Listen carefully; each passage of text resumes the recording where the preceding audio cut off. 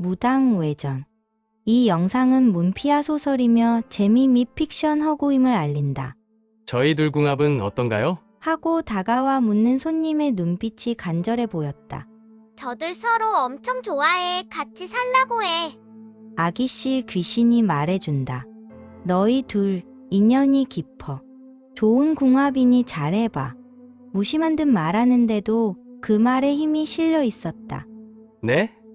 감사합니다. 감사합니다. 나는 대한민국 최고라고 자부하는 A급 무당이었다.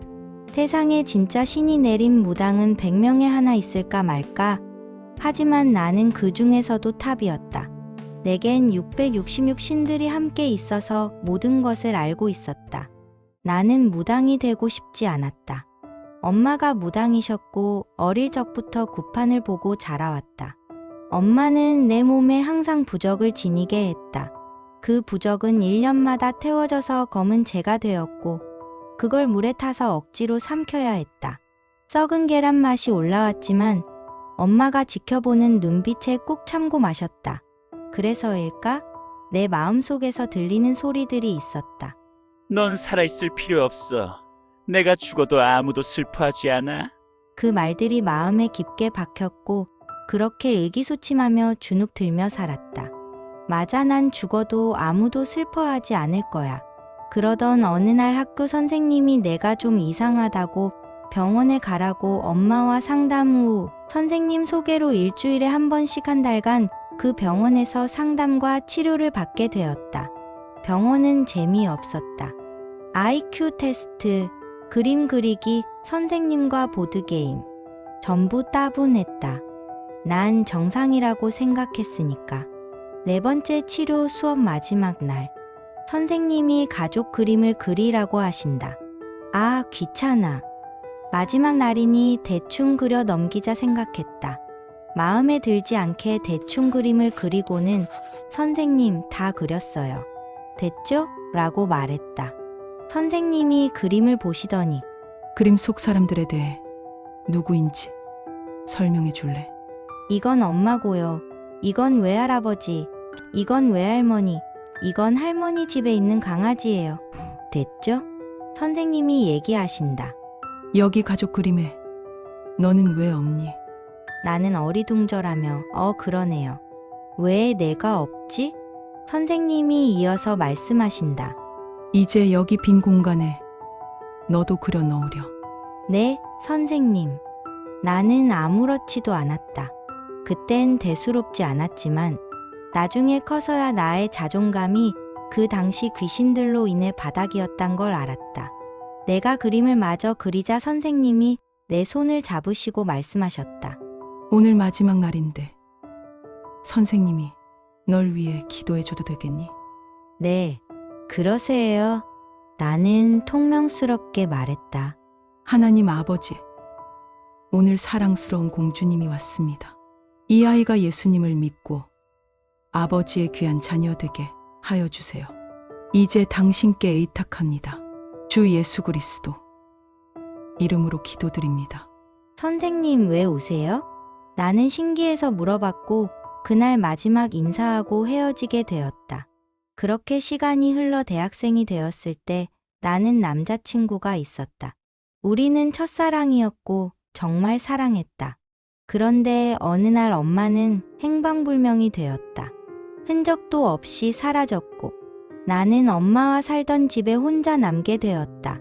엄마는 유명한 무당이라 돈은 많이 벌어놓아 걱정 없었다. 하지만 나는 여전히 허전함 속에 살았다. 그리고 나는 거부할 수 없는 신의 부름을 받고 있었다.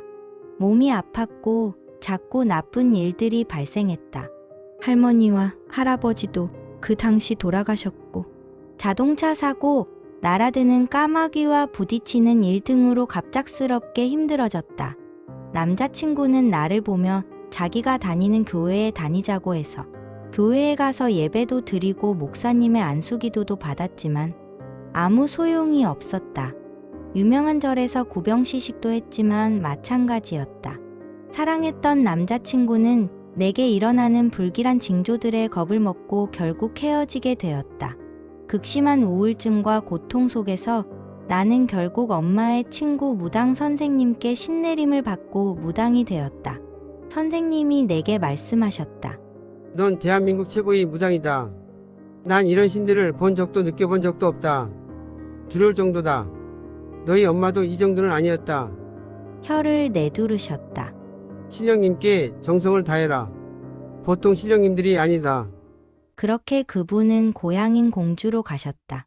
나는 최고의 무당으로 점을 봐주고 굿도 하고 병도 고치며 엄청난 영향력을 갖게 되었다. 엄마의 뒤를 이은 탑 무당이었다. 언젠가 아름다운 트랜스젠더가 와서 점을 보러 왔을 때도 나는 속을 수 없었다. 아, 남자 냄새가 나네. 남자의 향기가 느껴지는구만. 손님은 깜짝 놀랐다. 그러나 그런 내 신들도 간혹 틀린 적이 있었다. 과거나 현재의 일은 100% 정확하지만 미래는 내 신들도 잘 알려주지 않았고 알려줘도 시간이 지나 확인해보면 틀린 경우가 있었다. 그래서 그럴 때는 정성이 부족해서 그래 하며 그들의 탓으로 돌렸다. 그렇게 무당으로 승승장구하던 어느 날 집문 밖에서 작은 전도지가 떨어져 있었다. 전도지에는 죄들로 인해 심판을 받고 결국 불호수에 떨어진다는 황당한 얘기들이 적혀 있었다. 그런데 신기하게도 전도지에 적혀 있던 한 성경 구절이 머릿속에서 떠나지 않았다. 요한복음 3장 16절. 이는 하나님께서 세상을 이처럼 사랑하셨기 때문에 그분께서 자신의 독생자를 주셨으니 누구든지 그를 믿는 자는 멸망하지 않고 다만 영원한 생명을 얻게 하려 하심이라. 누구든지라는 단어가 머릿속에서 지워지지 않았다. 누구든지? 나 같은 사람도 포함되는 걸까? 그때부터 신령님들이 밤마다 나를 괴롭혔다. 새벽마다 기도를 드리고 방언으로 신령님들을 달래보려 했지만 머릿속에서 전도지의 내용이 떠나지 않았다.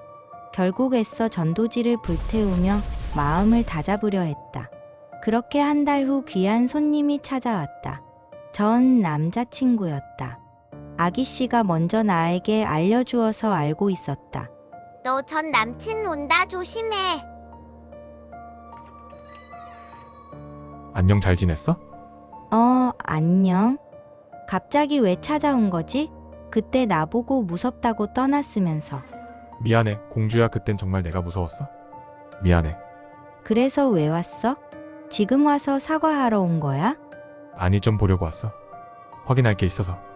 재물운, 직장운, 연애운, 미래운 전부 다 봐줘. 나 밉다고 너무 비싸게 받지 마. 그가 농담까지 하다니 시간은 정말 흐르긴 했나 보다. 하지만 나는 아직도 그를 완전히 잊지 못하고 있었는데, 그래, 비싸게 받아야겠어. 나쁜 놈. 그리고 점을 보려고 빙의하려는데 가장 강한 신령님인 아기씨가 없었다. 사대천왕도 보이지 않고 666 모든 신령님이 침묵했다. 뭐지? 내 신들이 어떻게 된 거지? 너 뭐냐? 너 누구 모시고 있어?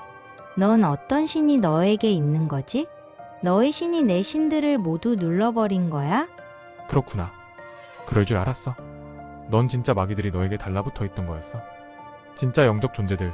눈에 안 보이지만 난 너를 통해 확실히 경험했지. 섬뜩한 그 어둠의 공포 말이야. 그 공포 때문에 널 떠났었지만 공주야, 나 널 떠난 건 그 공포 때문이었지. 지금도 난 너뿐이야. 그리고 어떻게 해야 너의 그 악한 신을 물리칠까? 많이 돌아다니고 헤매었고 답을 찾았어. 너의 신들은 사람이 억울하게 죽어서 남겨진 그 신들이 아니야. 그건 마귀들이야. 창세기에 아담이 있기 전 있었던 영적 존재들이야. 지금 너의 신들이 없지? 힘을 못 쓰지? 내가 기도해도 될까? 내 손을 잡고 그가 말했다. 난 당황했지만 싫지 않았다. 하나님 아버지, 오늘 사랑스러운 공주에게 왔습니다. 공주가 예수님을 믿고 아버지의 귀한 자녀 되게 하여 주세요. 지금 당신께 의탁합니다. 주 예수 그리스도 이름으로 기도드립니다. 아니, 이 기도는 어릴 적 병원에서 상담해 주시던 그 선생님이 해주던 기도와 같은데 내 기억이 떠올랐다. 하나님이 그 선생님의 기도를 아직도 기억하고 있었단 말인가? 그 당시 선생님이 흘린 눈물이 기억났다. 남자친구가 말한다. 이 세상엔 사탄과 그의 부하들, 마귀들이 있어. 그 마귀들이 사람들에게 들어가 괴롭히고 죄들 속에 있게 하고 영광을 받지. 그래서 하나님이신 예수님이 우리를 살리기 위해 인간으로 오셔서 2000년 전 십자가에 못 박혀 피 흘려 죽고 장사되셨다가 부활하셨어. 그분을 마음에 받아들이고 믿으면 죄들을 용서받아 자유롭게 되어 하나님의 존귀한 자녀가 되는 거야. 누구든지 그분을 마음에 받아들이면 누구든지 구원받아. 대한민국 탑 무당인 공주 너라 할지라도 말이야. 지금 이 시간 그분을 받아들여 구원받고 자유로워지길 원하니? 그리고 태워버렸던 그 전도지의 성경 구절이 머릿속에서 떠올랐다. 요한복음 3장 16절. 이는 하나님께서 세상을 이처럼 사랑하셨기 때문에 그분께서 자신의 독생자를 주셨으니 누구든지 그를 믿는 자는 멸망하지 않고 다만 영원한 생명을 얻게 하려 하심이라. 누구든지 그를 믿으면 멸망하지 않는다. 그 성경 말씀을 믿었다. 나는 갑작스럽게 거칠게 기침을 쏟아내며 몸이 떨렸다. 그 순간 내 안에 숨어있던 신들이 저항하듯 괴성을 내질렀다. 으아악 귀를 찢는 듯한 소리와 함께 신령들이 내 몸을 빠져나가는 느낌이 분명히 들렸다. 비로소 내 몸이 한없이 가벼워졌다. 묘하게 차오르는 평안함 속에서 나는 더 이상 신들의 힘에 의존하지 않는 나 자신을 느낄 수 있었다. 사도행전 16장 16절 17절 18절. 그러고 나서 이러한 일이 있었으니 우리가 기도하러 가는 동안 한 점치는 영에 점유된 어떤 젊은 여인 한 명이 우리와 만났는데 그녀는 점치는 일로 그녀의 주인들에게 많은 소득을 가져다 주었더라. 바로 그 젊은 여인이 바울과 우리를 따라와 외치며 말하기를 이 남자들은 지극히 높으신 하나님의 종들 곧 우리에게 구원의 길을 제시하는 자들이라 하였더라. 그리고 그녀가 많은 날들을 이렇게 하였더라. 그러나 바울은 가슴이 아파서 돌이켜 그 영에게 말하기를 내가 예수 그리스도의 이름으로 너에게 명령하노니 그녀에게서 나오라 하였더라. 그러자 그가 바로 그 시각에 빠져나왔더라. 그렇게 난 마귀들로부터 자유롭게 되었다.